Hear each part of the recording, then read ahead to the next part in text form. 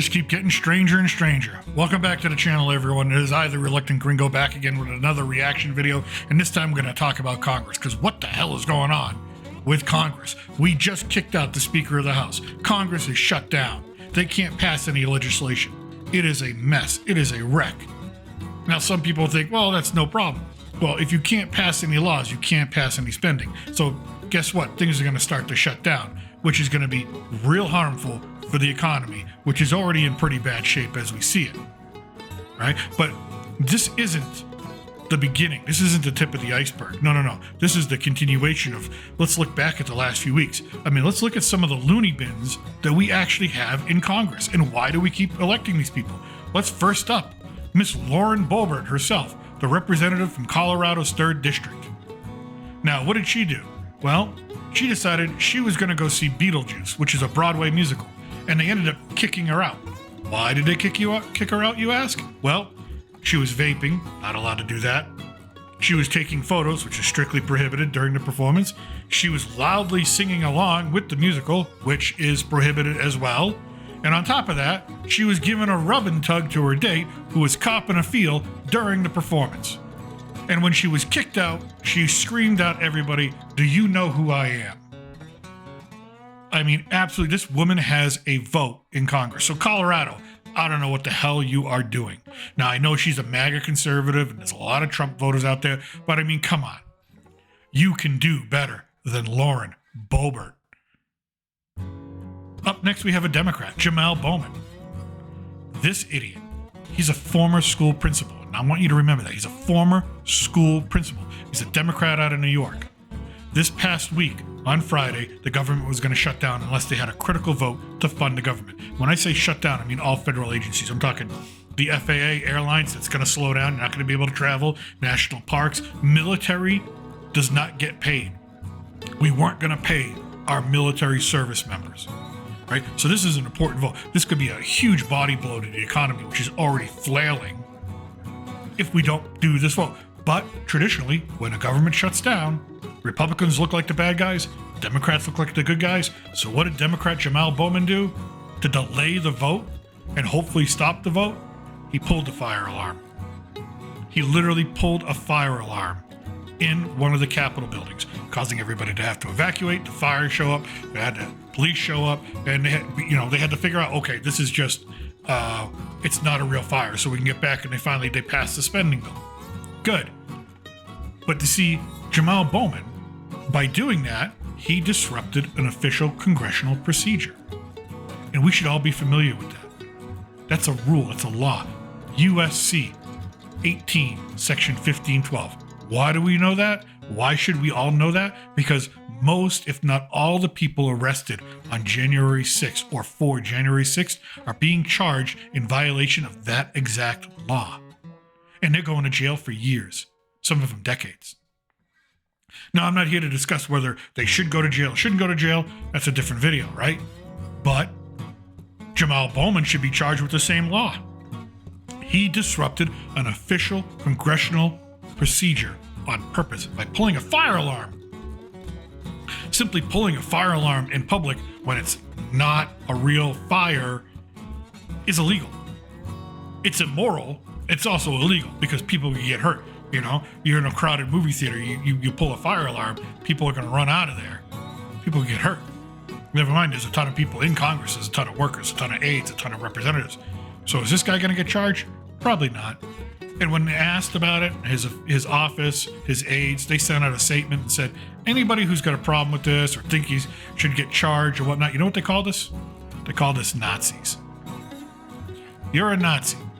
If you're at January 6th, they're going to charge you and put you in jail for years and years and years and ruin your life. If you're a Democrat from New York, it's not a problem because only Nazis would want to have a Democrat from New York charged with a crime that he actually committed. And he's actually on tape. They have videotape of this. You can see it. I'll put it in the video here. He pulling the alarm. And he's a school principal, so don't tell me, the whole crap story. Oh, it was an accident. Oh, I didn't know what I was doing. Oh, I at one point he said, oh, I thought if I pulled it, the door would open. He's a school principal or former school principal. That's a load of BS, what he's saying. And he should be charged with a crime. Up next, Senator Robert Menendez from New Jersey. Now, this is a U.S. senator, represents the whole state of New Jersey, and he's been charged with corruption for a second time as a sitting senator.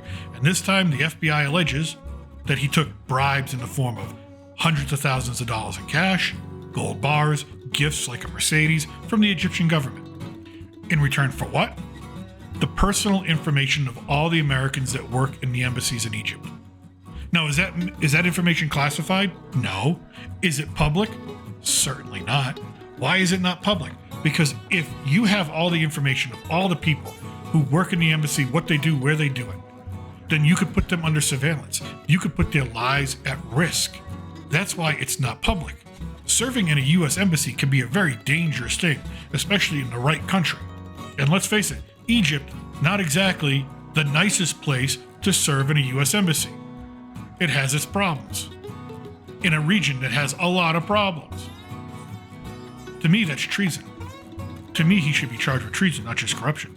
They raided his house, Senator Menendez, and they found just money stuffed in clothing, stuffed in drawers, gold bars, things like that.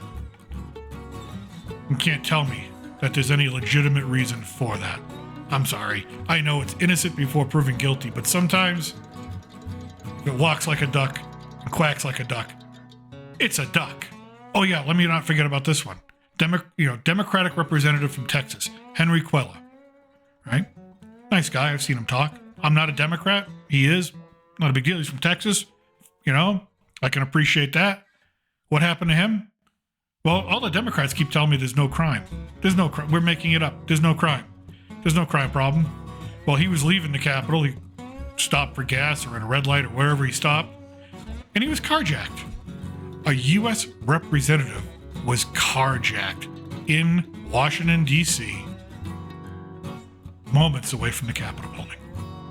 But there's no crime wave. There's no crime problem. Let's defund the police. We don't need them. We can't even protect our own representatives. Good luck to the rest of us. Good luck to the rest of you. So what's the point of this video? The point of this video is, listen, we keep electing these people. They're not the problem, we are. We need to be better. We need to be better citizens. We need to be better voters. We need to be more informed. I listen to President Trump. He says, make America great again.